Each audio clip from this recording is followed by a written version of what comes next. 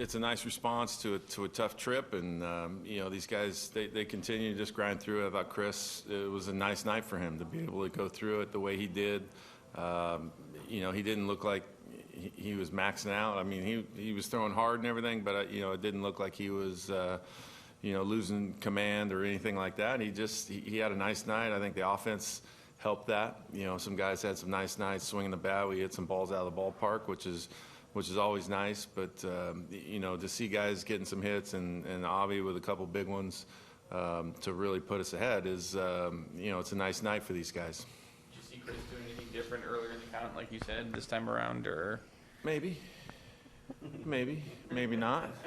I think for him, most teams are going to try and do that. You don't want to sit around and wait for a slider or a changeup. You're trying to get a fastball, and everybody's trying to jump on something early. So he's going to have to be able to adjust to that. And I thought he did a nice job of being able to do that tonight. You said during the last homestand with regard to Avi that he was a guy that maybe needed to get some more loft on the ball. It's not such a bad thing. Is that kind of what's going on, do you think, at this point with all the home runs? Well, he's working on stuff, and it's part of his maturity and his experience that he's going through. And it didn't happen right away. I think he's starting to understand a little bit more, but he's a strong kid that when he hits it on the barrel and gets it in the air, it's going to go. So that's part of the maturation process for him that he's got to go through. And sometimes we forget how young he is.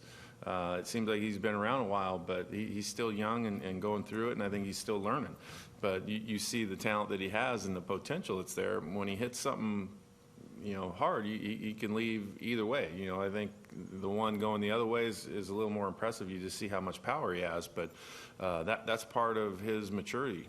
Robin, that being said, obviously it is his first full season, but was there a level of concern with the way he had defensive at-bats? He was just getting bat on ball and trying to survive for a while. You can go through that, and he, I think he has to find a way to grind through it and fight for it. And, everybody has their level of doing it, and when they do it and when they, make some changes and when they want to make some changes. And you have to believe in what the changes are.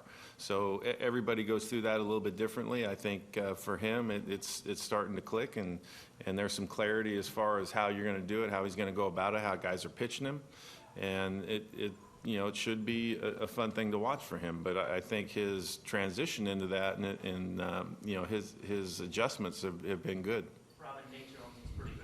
Velocity is way up there. Can you talk about that positive? Well, it's nice to have him back, and we're still going through that of how exactly you're going to use him, when you're going to use him, and getting him in there. I mean, these early ones, you want to get him out of there with his adrenaline's going. Anytime a guy's away from it that long and has worked that hard, you want to get him back in there and get his feet wet. And I thought, velocity-wise and location and command were great. So, he's a great addition. I mean, we know what he's got.